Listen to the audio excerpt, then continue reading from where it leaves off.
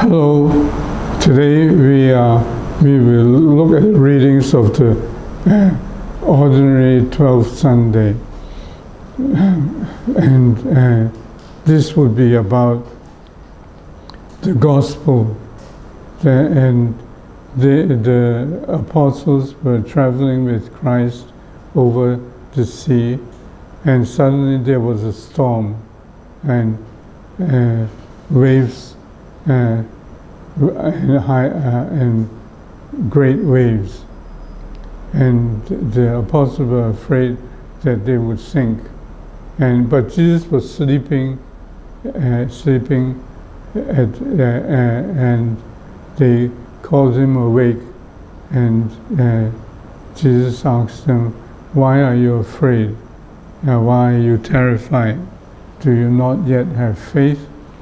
And then he quietened the wind and the sea, and then they said, "Who then is this whom even wind and sea obey?"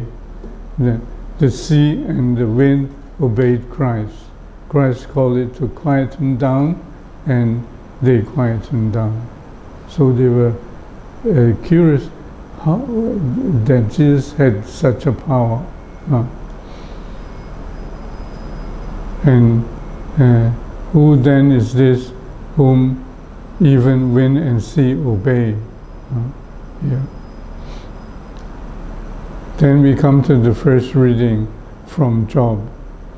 The Lord addressed Job out of a storm and said, "Who shut within doors the sea when it burst forth from the womb?" So here there was a storm. And then God said, "Who shut within doors the sea when it burst forth from the womb?" And God said, "When I made the clouds its garment, and thick darkness its swaddling bands, when I set limits for it, and fastened the bar of its door, and said, 'Thus far shall you come, but no further, and here shall your proud waves be stilled.'" So here could also indicate something about what we will be saying in the gospel. Here God created nature, but there was a storm. But then here God said the storm would have its limits, the sea would have its limits, and God would be looking after it.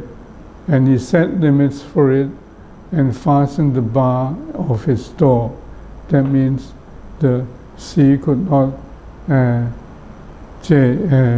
would have its limits, and it would have its rhythm and also its limits, its rhythm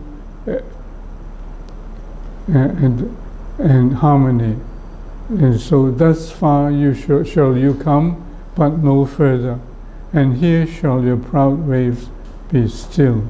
So there should be an harmonious creation, harmonious nature. So we will look more into this when we come to the gospel. Now we come to the second reading, the reading from the second letter to the Corinthians. Brothers and sisters, the love of Christ impels us. Once we have come to the conviction that one died for all, therefore all have died.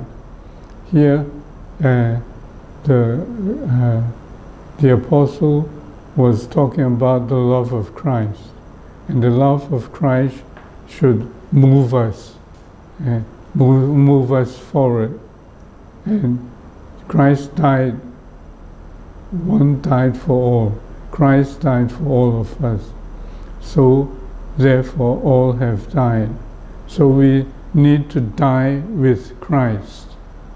And he indeed died for all, so that those who live might no longer live for themselves. So if we die with Christ, we should also live with Christ. And living with Christ, he died for all, so that those who live might no longer live for themselves. That means if we die with Christ, we should live with Christ and no longer live only for ourselves, but to live with Christ. So that those who live might no longer live for themselves, but for Him, for Christ, who for their sake died and was raised. So here, the Apostle was emphasizing a very important thing, that we should die with Christ and live with Christ. Christ died, but He was raised from the dead. And so here, this is a very important part of faith, the core of faith. Consequently, from now on, we regard no one according to the flesh. Even if we once knew Christ according to the flesh, yet now we know Him so no longer. So whoever is in Christ is a new creation. The old things have passed away, behold, new things have come. So here, we regard no one according to the flesh. That means we not only think materialistically, but also with Christ, a new creation. And the old things have passed away and the new things have come. That means we live with Christ and we no longer live according to materials only, materialistic only, but also live with Christ, live in Christ and in a new way. Then we now come to the Gospel. On that day, as Gospel of Mark, on that day as evening drew on, Jesus said to His apostles, "Let us cross to the other side." Here Jesus was on the boat preaching to the crowds. But then after that, Jesus said, said to the disciples, "Let us cross to the other side." So leaving the crowd, they took Jesus with them in the boat, just as He was, and other boats were with Him. A violent squall came up, and waves were breaking over the boat, so that it was already filling up. Jesus was in the stern, asleep on a cushion. So here, a violent storm came up, and the waves were breaking over the boat. And so it was filling up, so the boat was in danger of sinking, but Jesus was asleep at the stern. So they were afraid. And Jesus asked them, "Why are you terrified? Do you not yet have faith?" They woke Him up and said to Him, "Teacher, do you not care that we are perishing?" He woke up, rebuked the wind, and said to the sea, "Quiet, be still." The wind ceased, and there was a great calm. Then He asked them, "Why are you terrified? Do you not yet have faith?" They were filled with great awe and said to one another, "Who then is this whom even the wind and sea obey?" So the disciples with the apostles, they did not fully know Christ yet.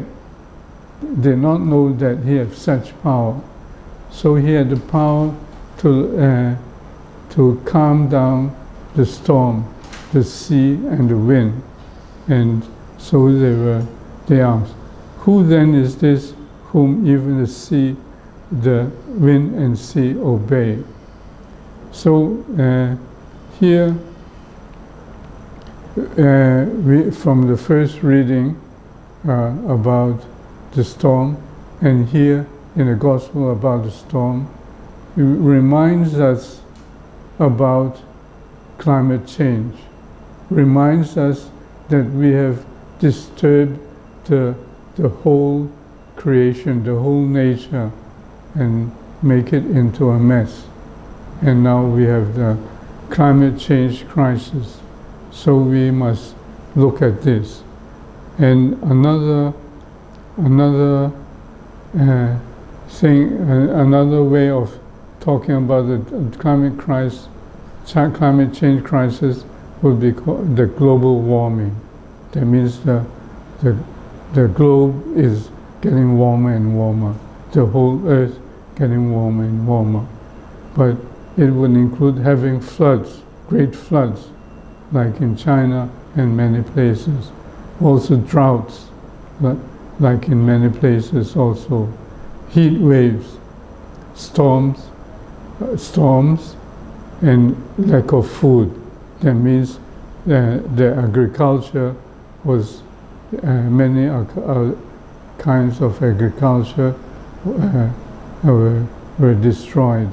And so we do not, and some places do not have enough food now. So this is a very great crisis. And we have already entered into this crisis, and if we continue, it will get worse and worse.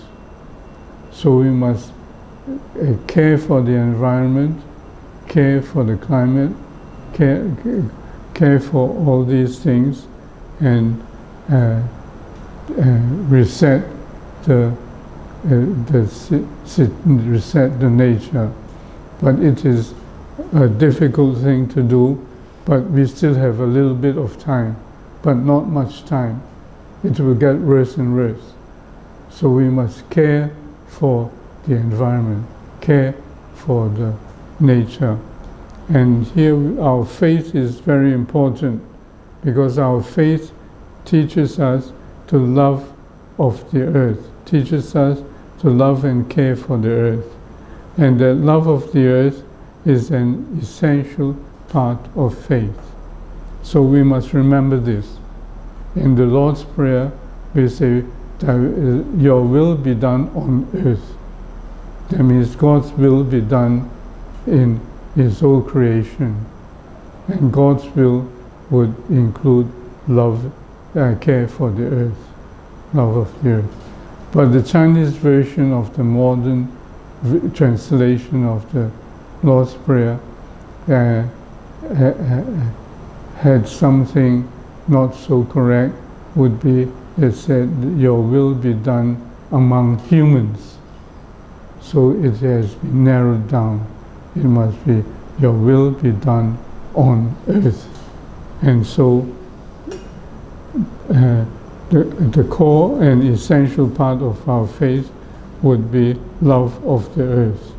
So we must be careful that we practice our faith fully, loving God, humans, and the earth.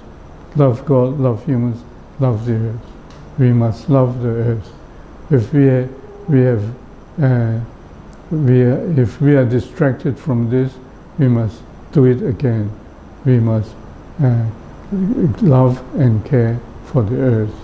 Remember this, and it's very important for us now in this serious crisis. Okay, God bless.